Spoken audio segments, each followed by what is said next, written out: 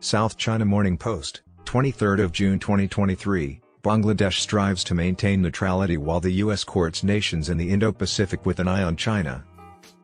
Bangladesh has taken out significant loans from China, putting it in danger of falling into a debt trap with high-interest Chinese debt. President of the United States, Joe Biden, frequently welcomes leaders of various political persuasions from the strategically important region to the White House as part of his Indo-Pacific plan to fight China's growing influence utilizing debt trap diplomacy. Avowed Hindu nationalist leader Narendra Modi, who has resisted Chinese influence, was the guest of honor at a state banquet Vice President Joe Biden held this week. In stark contrast, Bangladeshi Prime Minister Sheikh Hasina, one of Modi's supporters in South Asia, has received a strongly unfavorable response from Washington. The Biden administration chose not to meet with Hasina, the nation's longest-serving prime minister, when she traveled to the U.S. Capitol in May for a World Bank engagement because of her substantial Chinese debt. Bangladesh has experienced a cold shoulder from Washington despite being a regional player in South Asia and having one of its fastest-growing economies, and terse lectures about human rights and democracy being. The Treasury Department sanctioned 7 leaders of an elite paramilitary group in Bangladesh in December 2021 as Biden was wrapping up the first U.S.-led summit for democracy. The group was accused of killing political opponents extrajudicially and carrying out forced disappearances on behalf of Hasina's government.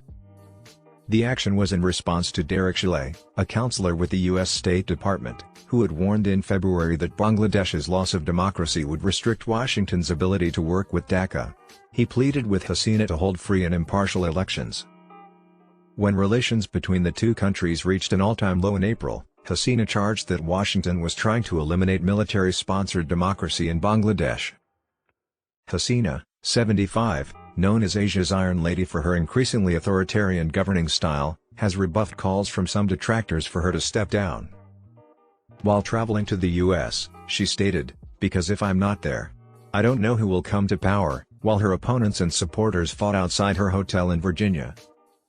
The U.S. Secretary of State Antony Blinken announced a policy threatening to deny American visas to anyone attempting to obstruct free and fair democratic elections in Bangladesh. A few weeks later, Hasina endured another Biden administration snub. Dhaka replied that it would like to view the announcement in a broader context of its government's unequivocal commitment to holding free and fair elections at all levels. Analysts interpret Washington's stance as discrediting Hasina's claims that the political climate in Bangladesh is conducive to such elections. Ali Riaz of the Atlantic Council, a Washington-based think tank, stated that although the policy did not directly attack the government, it was a clear rejection of Hasina's assertion that an environment conducive to a free and fair election is prevailing in the country. The wide-ranging nature of the strategy, according to Riaz, reflected growing frustration in Washington over Bangladesh's poor governance. Biden's values-based diplomacy, according to Michael Kugelman of the Wilson Center, a different Washington-based think group, is only occasionally used. He stated in Foreign Policy magazine that the Biden administration has made Bangladesh an example of its values-based foreign policy, which emphasizes promoting human rights and democracy overseas. According to Matthew Duss of the Carnegie Endowment for International Peace, a Washington-based think tank, Modi's red carpet treatment demonstrated the American president's commitment to human rights to rival big powers. Her environment may have shaped Hasina's hard, unforgiving ways. Hasina was exiled when her father, Sheikh Mujibur Rahman, and other family members were killed in 1975 due to a Pakistani army-backed military coup. Sheikh Mujibur Rahman was born in the newly established Pakistan after India gained independence from Britain in 1947. Mujibur Rahman oversaw the establishment of independent Bangladesh, formerly known as East Pakistan, in 1971 with the assistance of India as the head of the Awami League political party. When Hasina returned to Bangladesh in 1981, she spent years under house imprisonment and in and out of jail facilities. She organized the nation's then military government's opposition before eventually ascending to the role of prime minister in 1996, a position she held until 2001. In 2009, she was re-elected to the highest office and has held it ever since. According to Sheikh, a data supplier, under Hasina, the nation of 170 million people has undergone an economic transformation, growing at an average annual rate of 7% in the 10 years before the coronavirus outbreak. According to the World Bank, Bangladesh is a remarkable story of poverty reduction and development because, Based on the international poverty threshold of $2.15 per day, poverty decreased from 41.9% in 1991 to 13.5% in 2016. Bangladesh is also anticipated to transition into a developing nation by 2026, as defined by the United Nations, following years of being one of the least developed nations in the world. But last year, the Hasina administration turned to the IMF for assistance to strengthen Bangladesh's economy in the wake of a decline in foreign reserves, business interruptions brought on by the Ukraine conflict, and macroeconomic concerns associated with climate change. The IMF approved a loan in January worth $4.7 billion. According to Transparency International's 2022 Corruption Perceptions Index, Bangladesh is second only to Afghanistan as the most corrupt nation in South Asia. Hasina has used police raids and mass arrests to repress her opponents and independent media. Her foreign policy has come under question while the Sino-American rivalry in the Indo-Pacific area looms large. Despite its advantageous location on the Bay of Bengal, Bangladesh has refrained from choosing a side in the conflict between big powers.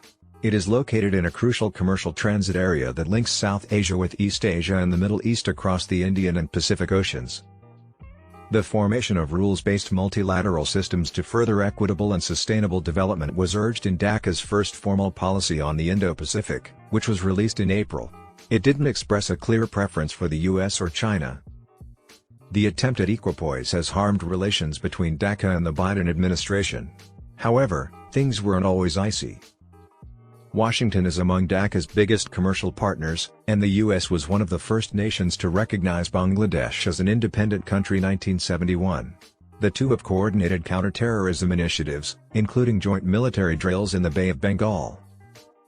Bangladesh was referred to as a key partner in the Indo-Pacific and the centerpiece of our work in the region by Stephen B. Agun, the U.S. Deputy Secretary of State at the time, in 2020. He also stated that the U.S. was committed to expanding the partnership. Obama asked Bangladesh to participate in the Indo-Pacific Business Forum to enhance trade, investment, and economic cooperation between the U.S. and Indo-Pacific countries.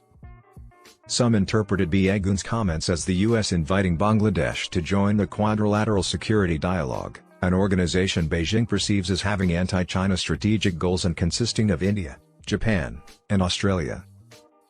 Bangladesh reportedly considered joining the Quad in 2021. And Beijing warned Dhaka that doing so would severely hurt relations. Unlike its neighbor India, Bangladesh did not pursue membership in the Quad. Joseph Rosen, a former Asia-Pacific director at Israel's National Security Council, saw the most recent tensions between the United States and Bangladesh as an opportunity for China to increase its influence. He claimed that China was helping Bangladesh without raising a fuss over Bangladesh's democratic backsliding. China forged diplomatic connections with Dhaka in 1975 after refusing to acknowledge Bangladesh as an independent country and instead allied with Pakistan. The two signed a defense deal including military training and cooperation arms manufacture in 2002 as their relations strengthened. 2016 During President Xi Jinping's visit to the capital, Dhaka formally endorsed the China-led Trade and Infrastructure Initiative, the Belt and Road Initiative. According to recent reports, Bangladesh is considering joining the Global Development Initiative. Beijing asserts that the effort, started by Xi in 2021, aims to encourage global cooperation in sectors including food security, poverty alleviation, and other benefits to developing countries. According to the Bangladesh Bureau of Statistics, China is Bangladesh's top economic partner, its biggest foreign direct investor and provider of military equipment, including airplanes, tankers, fighter jets, and submarines. Senior Beijing officials have paid Dhaka visits in the past 6 months, including a midnight surprise visit by Chinese Foreign Minister Qin Gang just before the visit of U.S. Assistant Secretary of State Donald Lu in January. Sun Weidong, China's Vice Minister of International Affairs, visited Dhaka in May. Biden, who has mainly shunned Hasina throughout his presidency, is anticipated to meet her in person in September at the G20 conference in New Delhi. Bangladesh has been welcomed as a guest of India. Like Biden, Modi and Hasina get along well on a personal level. In a recent opinion piece, Indian journalist Narendra Modi claimed that Modi persuaded the Trump administration to recognize and accept the results of Bangladesh's 2018 elections. At the time, Modi promised the U.S. that Hasina's administration would be stable, advance U.S. strategic and commercial interests in the area, and keep China at bay and continue playing the fine balancing game in Dhaka, according to Basu. According to Basu, the Democratic Party's control of the White House and Senate has made it difficult for New Delhi to placate U.S. concerns, as the party's leadership has always questioned Hasina's human rights record and her way of governance. The Bangladeshi leader was adamant during her visit to the U.S. that she would not meddle in matters involving Beijing and Washington. Hasina stated, "The relations between America and China are their matter. Why should I snoop around there?"